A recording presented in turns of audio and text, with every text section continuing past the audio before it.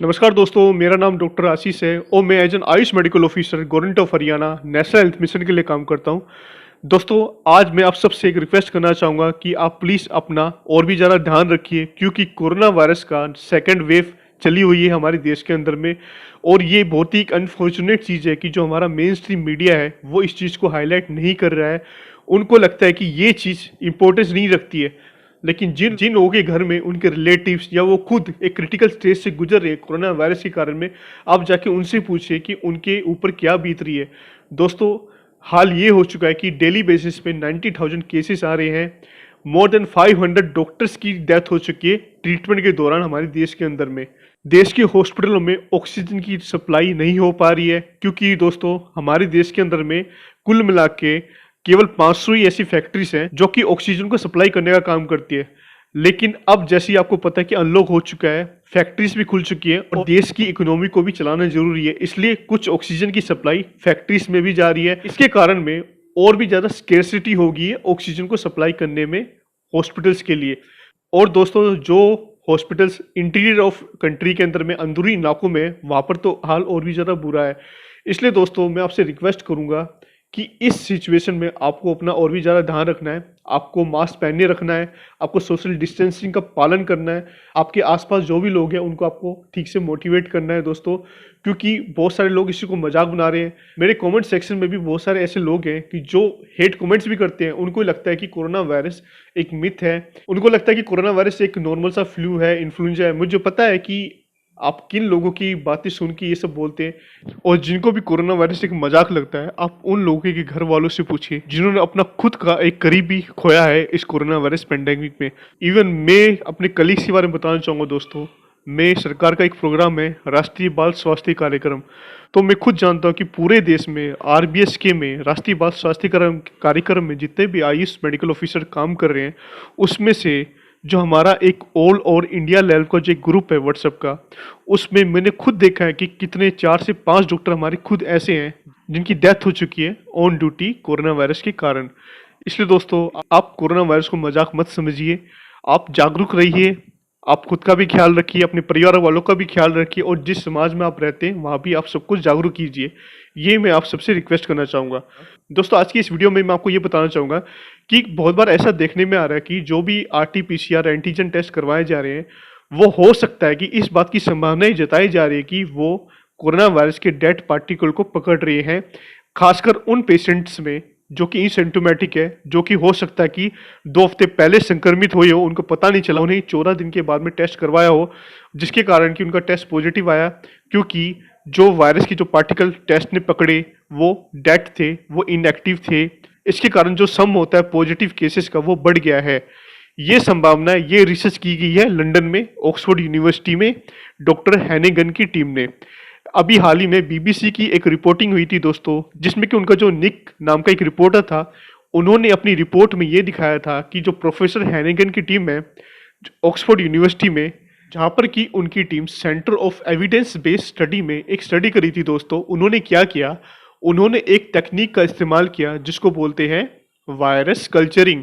मतलब कि उन्होंने क्या किया, कोरोना वायरस के पार्टिकल्स को, अगर कोई पेशेंट्स 14 दिन से इन्फेक्टेड था, उसके बाद उन्होंने क्या किया, उसका सैंपल लिया और जो कोरोना वायरस था उसके सैंपल में उसकी कल्चरिंग करी बाहर पेट्री डिश के अंदर में, जिसको वायरस कल्चरिंग बोला जाता है।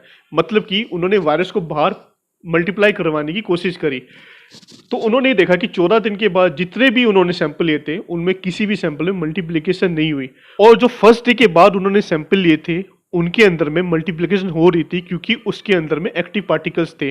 देखिए दोस्तों, वायरस को हमेशा एक लिविंग ऑब्जेक्ट चाहिए होती है अपने आप को मल्टीप्लाई करने के लिए, वो इनएनिमेटेड चीजों में बढ़ नहीं सकते। इसलिए दोस्तों, इस पेट्री डिश के अंदर में, जिसको वायरस कल्चरिंग टेक्निक में यूज किया जाता है, उसके अंदर उन्होंने कुछ एनिमल सेल्स को, लाइव एनिमल सेल्स को इंटरेक्ट करवाया था कोरोना वायरस से, ताकि वो देख पाए कि कोरोना वायरस मल्टीप्लाई करता है या नहीं करता। तो उन्होंने यही देखा कि 14 दिन के बाद जितने भी सैंपल्स थे उनमें कोई भी मल्टीप्लिकेशन नहीं हो पाई, और जो पहले दिन के बाद वाले सैंपल थे उन सब में मल्टीप्लिकेशन हुई। तो कहने का मतलब यही था, उन्होंने इस बात को फिर से प्रूव किया है कि 14 दिन के बाद में आपका वायरस डेथ हो चुका होता है, उसके अंदर कोई भी पावर नहीं होती, वो इनएक्टिव हो चुका होता है, इनवैलिड हो चुका होता है। हालांकि मैंने इसके बारे में एक डिटेल वीडियो बना रखी है, लिंक आपको ऊपर दिख रहा होगा, आप उसमें भी जाके देख सकते हैं कि 3 से 4 महीने पहले भी बहुत सारी ऐसी रिसर्च हुई थी जिसके बारे में मैंने इस वीडियो में आपको बता रखा है।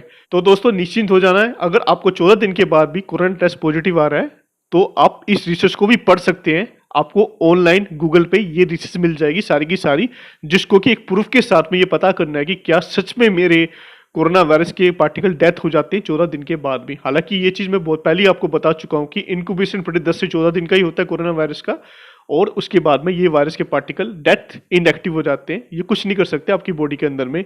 और 14 दिन के बाद में आपके अंदर में एंटीबॉडीज भी बननी स्टार्ट हो जाती है कोरोना वायरस के खिलाफ भी। डॉक्टर हैनिगन का तो ये भी कहना था कि 10 से 11 दिन के बाद इन्फेक्टिविटी बहुत ही ज़्यादा कम हो जाती है कोरोना वायरस की, लेकिन 14 डेज पे वो एकदम डैम श्योर है उनकी टीम की यह सब बिल्कुल हो ही नहीं सकता कि 14 दिन के बाद भी आपके अंदर में वायरस का एक्टिव पार्टिकल आपके अंदर में मिल जाए।